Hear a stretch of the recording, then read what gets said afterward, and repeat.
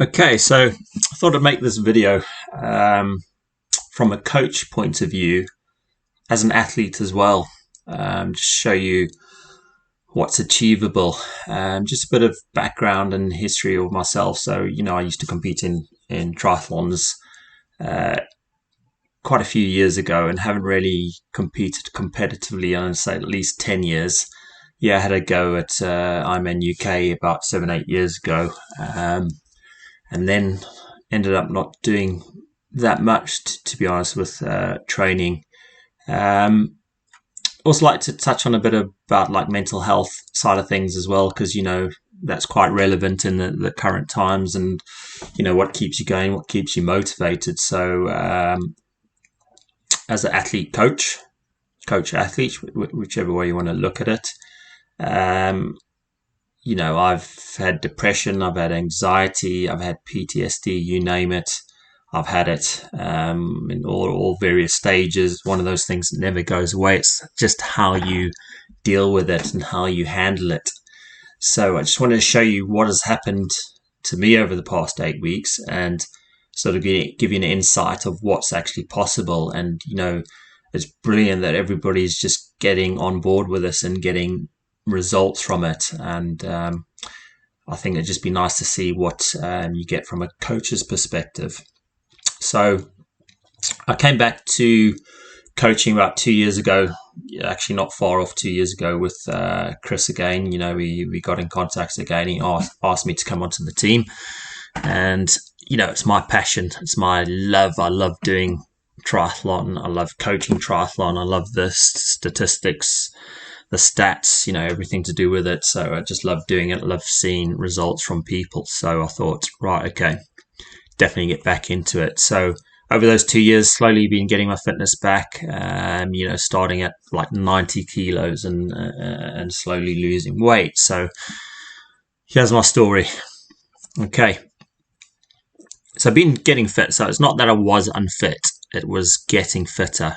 I needed to get to a different level. I needed to not just be the average Joe, and I wanted to get fitter than I'd ever been before, or work towards getting fitter than I've ever been. And I've been doing training, but not quite to the extent that I should be. So having a look here, so I've been doing a bit of training, and what we got here is basically my weight. I weigh myself every so often, maybe twice a week on a Monday and a Friday generally, and this is pretty much what's happening. So you can see here 86 kilos, and then, I don't know how long it was before I weighed myself again, dropped to 83, then 84, 82, 83. My lowest weight that I've ever been is 78 kilos, where I did outlaw long course, and I did 9 hours and 32 minutes. And on that particular day, Paul Hawkins won the race, and I had the fastest run split of the day. Nothing spectacular, but I was at the fast run split of the day on that day of 3 hours and 17 minutes and some change. Okay, and I weighed 78 kilos then. So let's move on to the next slide. So 8 weeks ago, lockdown. Okay, this is my program, what I've been doing. So you can have a look. Just not much, just keeping fit generally, not following any structure. So maybe did a 3 hour bike ride there, done a few races, etc., but not doing much, not hardly any running. Most of that's biking that I'd done that week. And look at my fitness score, 41. Pretty low for me, and pretty low for the likes of Chris and Phil and those guys. They're probably 120, that kind of sort of fitness level. Okay. COVID-19 starts, okay, and this is what I wanted to sort of get into. So on the 25th of the 3rd, okay, there's a blip there. You can see at 88 kilos. Don't know what happened there. Must have had a bad weekend or something. But you can see, obviously, my weight dropped a bit, but it tends to be hovering around about 84 kilos. 25th of the 3rd, last time I weighed myself, just around about, when COVID-19 started. This is a graph, so like your performance management, just incorporating the bike and the run. So not been running that much, but just following the program. So following the program that everybody's following. Okay, practice what I preach. I want to do what you guys are doing. Work hard, train hard. Just let's see what this program can do. What's it going to do? Okay, so you can see my fitness curve increasing here. Yeah, the whole way through. Okay, not going to delve too much on that. Okay, this is when the suffering started. COVID-19 started suffering, and that's pretty much what I look like in most of my sessions. Okay, this was today's session, which I started, roughly thinking, I'm not going to manage this. If I do 5 out of the 8, I'd be happy. This is all you guys, doing it with us. I'm doing it with you. Hitting my numbers, I told 300. My threshold 305, thereabouts. So pretty much holding threshold. Feeling good, so I pushed it a little bit. Feeling great. And this was the 6th session. Most of them were around about 300 and between 300 and 320 for those thresholds. Okay. And then, this is part of the team time trials that we were doing. So, getting that team spirit. You can see all the riders there. 1, 2, 3, 4, 5, 6. We had 5 or 6 riders in our team that day. Okay, this is where I'm at now. Looking at my fitness level. So after that, those intervals today, I've done them 72. Where was I at the start? Let's have a look. So there's no discrepancy. COVID-19 start, 22nd of March. This is when the lockdown went into lockdown, 41. Okay, and I'm now at 72. 31, gone up by 31 in my fitness levels. I'm nowhere near where I need to be. Still lots of work to do. In a space of 8 weeks to go up 30 points. Okay, bear in mind fitness is not where it has been. A couple of you have started at quite a high fitness level. So if you jump a few points, that's great. But you might not have jumped as much as I have. But just think, I was starting at 41. Okay, now I've gone up to 72. If your fitness level, you started at 70, etc., you might have jumped up 10, 15 on your CTL score. That's brilliant. Okay, big changes I made at the start of these sessions. When I started these sessions, the first 2 weeks are hard and then an easy week. On that second week, I struggled. I was hurting. I really struggled with some of the sessions, some of the threshold sessions, the 10 by 1 minute 30s. I couldn't hit them, on that second week. I was struggling. And rather than just sack that session off, I just pedaled through a nice 120 watts. I didn't get off my bike, and I go, well, I'm not hitting them, but I'm not going to get off because that's a wasted session. I'm going to stay on that bike and just pedal through and burn calories, fat burning. At least I'll lose a bit of weight burning the fat. Okay, so that was the second week of the first 8 weeks, struggling big time. This stage, I'm not on any protein powders. I'm not sleeping well. Struggling with the lockdown. Having PTSD, anxiety, depression.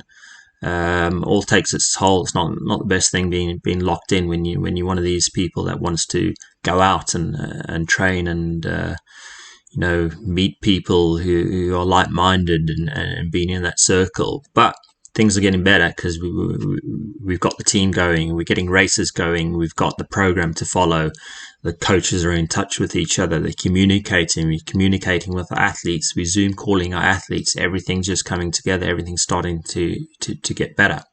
Okay, then I started on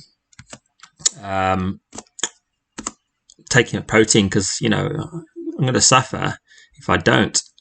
Got my protein powder. I'm not going to mention which one it is because there's so many out there. Started sleeping better and started nailing the session, started getting more from these sessions, enjoying these sessions, going out and running an 18-kilometer run, which I've not done in years. and averaging about 450 per kilometer pace, whatever it was. But I felt good. Could have gone harder, but I felt good. Held back. Okay. I think on Tuesday we did the 10 bar 130s times 2. Just following what I advised, following what the coaches were saying, and just sticking to the plan. Not going flat out in the beginning. Helping one of my athletes do the same thing via Discord on a one-on-one session with these threshold intervals. So that's another thing you can do with a couple of your coaches, is to take you on a one-to-one Discord session through these intervals, just to coach you through it a bit more, so they can keep an eye on you doing those sessions, which really helped one of my athletes and made a massive difference in today's session. So again, following the program. What I'm practicing, I'm preaching, I'm practicing what I preach, and just doing what we should be doing as a collective as such, and it works. This picture here is after the time trial race yesterday. Lost a load of weight. That shirt, I had a large ordered, and I was bulging all over the place out of it to look like the Michelin Man. I got an extra large of Chris, and not much difference in terms of sizing, to be honest, but I'd lost loads of weight. Happy chappy, feeling much better. This is the big thing.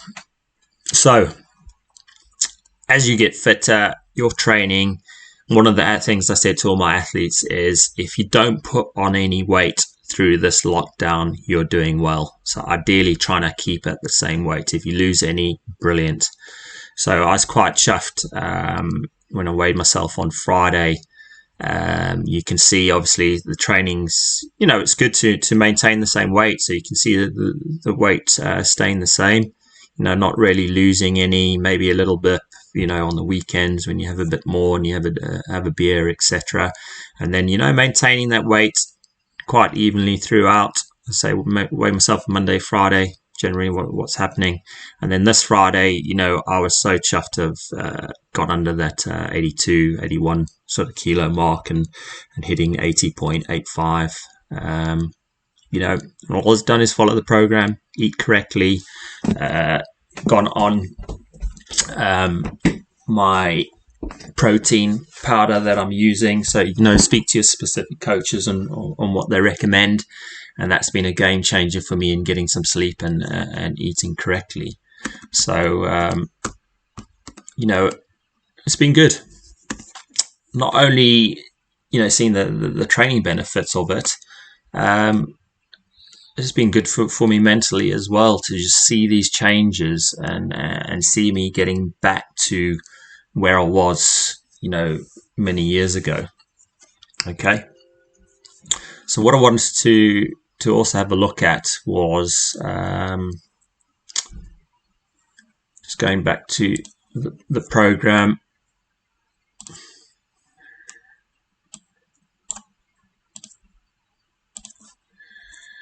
Was just how through the whole training and how things have worked is that progression.